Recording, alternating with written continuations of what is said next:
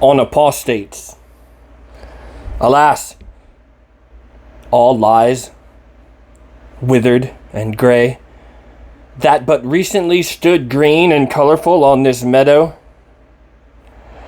and how much honey of hope I carried from here to my beehives. These young hearts have all become old already,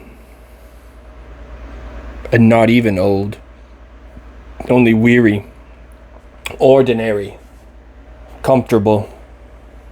They put it, we have become pious again.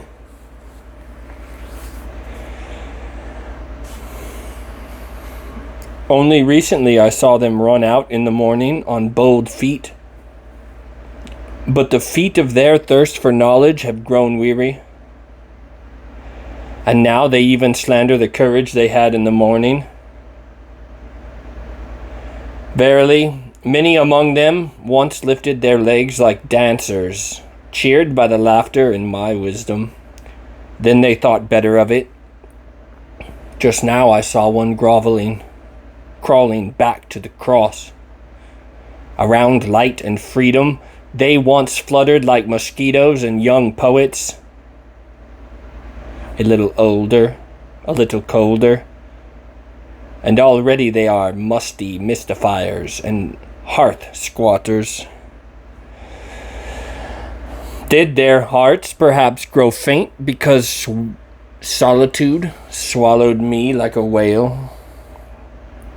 Did their ears perhaps listen longingly, long, in vain, for me and my trumpet and herald's calls?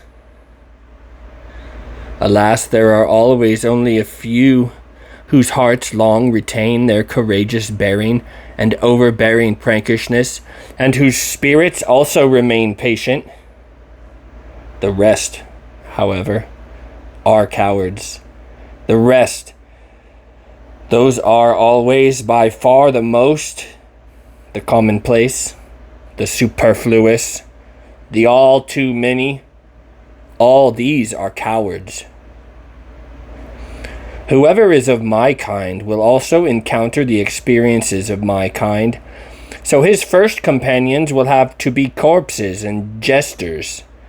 His second companions, however, will call themselves his believers, a living swarm. Much love, much folly, much beardless veneration. To these believers, whoever is of my kind among men should not tie his heart. Those who know the changeful, cowardly nature of mankind should not believe in these springtimes and colorful meadows.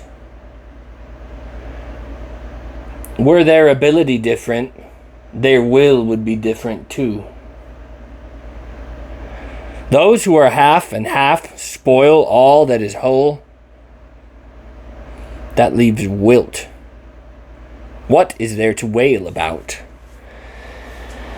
Let them fly and fall, O Zarathustra, and do not wail.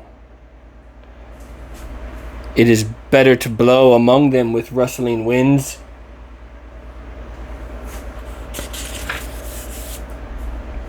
Blow among these leaves, O Zarathustra, that everything wilted may run away from you even faster.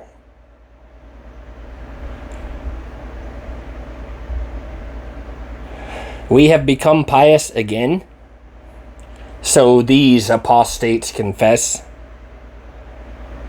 and some among them are even too cowardly to confess it. Those I look in the eye, and then I say it to their faces, and to their blushing cheeks. You are such as pray again. But it is a disgrace to pray, not for everybody, but for you and me and whoever else has a conscience in his head too. For you, it is a disgrace to pray.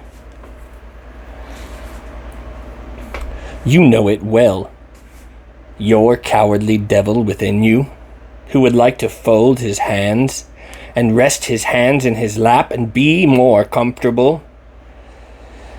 This cowardly devil urges you. There is a God.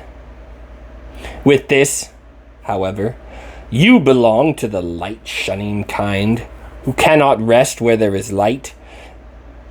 Now you must daily bury your head deeper in night and haze. And verily, you chose the hour well. For just now, the nocturnal birds are flying again. The hour has come for all light-shunning folk, the hour of evening and rest. When they do not rest, I hear and smell it. Their hour for chase and procession has come. Not indeed for a wild chase, but for a tame, lame, snoopy, pussy-footing, prayer-muttering chase. For a chase after soulful sneaks. All the heart's mousetraps have now been set again. And wherever I lift a curtain, a little night moth rushes out. Did it perhaps squat there together with another little night moth? For everywhere I smell little hidden communities, and wherever there are closets, there are new cantors praying inside in the fog of cantors. They sit together, long evenings, and say, "Let us become as little children again," and say, "Dear God." Their mouths and stomachs upset by pious confectioners. Or they spend long evenings watching a cunning, ambushing, cross-marked spider, which preaches cleverness to the other spiders and teaches that under crosses one can spin well.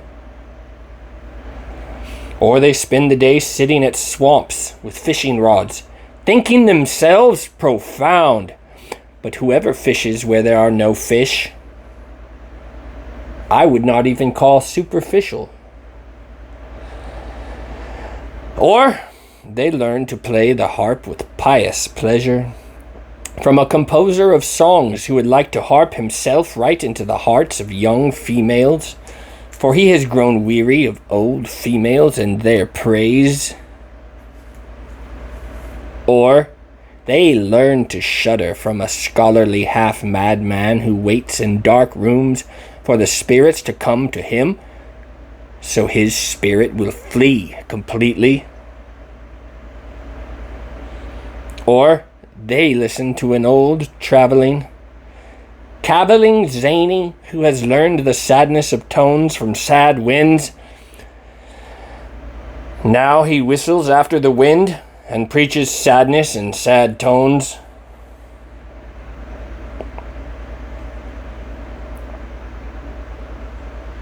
And some of them have even become night watchmen. Now they know how to blow horns and to walk about at night and to awaken old things that had long gone to sleep.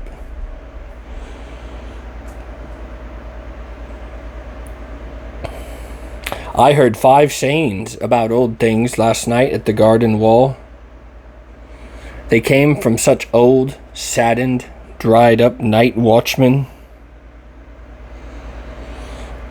For a father, he does not care enough about his children. Human fathers do this better. He is too old. He does not care about his children at all anymore. Thus the other night watchman replied.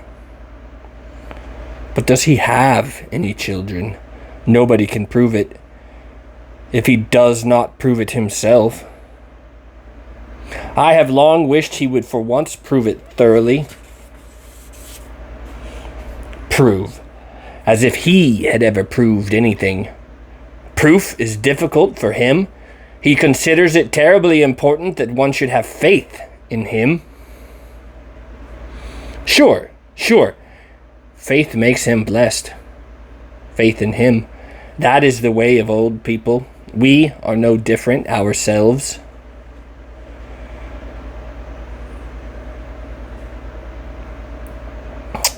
Thus the two old night watchmen and scarelights spoke to each other and then tooted sadly on their horns. So it happened last night at the garden wall.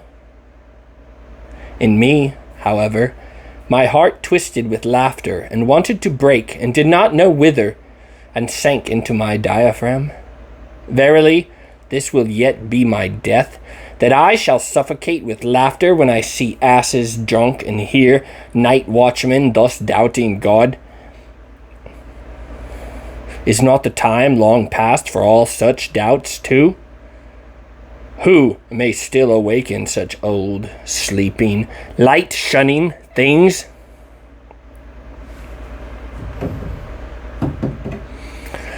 For the old gods, after all, things came to an end long ago, and verily, they had a good, gay, godlike end. They did not end in a twilight, though this lie is told. Instead, one day they laughed themselves to death. That happened when the most godless word issued from one of the gods himself. The word, "There is one God. Thou shalt have no other God before me."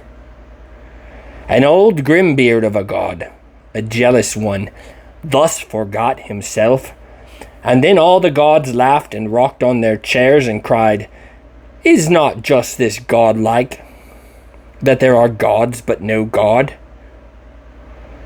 He that has ears to hear, let him hear." Thus Zarathustra discoursed in the town which he loved, and which is also called the Motley Cow. For from here he had only 2 more days to go to reach his cave and his animals again. But his soul jubilated continually because of the nearness of his return to home.